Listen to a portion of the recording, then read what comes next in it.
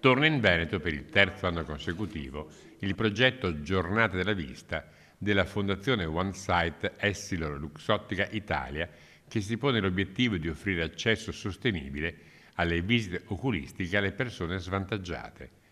Ad ospitare le 10 giornate nel corso delle quali verrà visitato 1 migliaio di persone è stato ancora una volta Palazzo Bembo. Anche qui ragazzi che non riescono ad avere una visita dopo i 18 anni perché prima sono stati così un po' in difficoltà familiari, quindi l'aspetto economico è il primo, la povertà è il secondo. In Italia ci sono 5.300.000 abitanti che sono sotto la soglia della povertà e quindi dobbiamo ragionare che anche in questa provincia ci sono. La Fondazione si occupa di effettuare visite oculistiche a titolo gratuito, donando occhiali da vista a chi ne risulta bisognoso, tanto da averne ormai donato nel mondo quasi 100 milioni.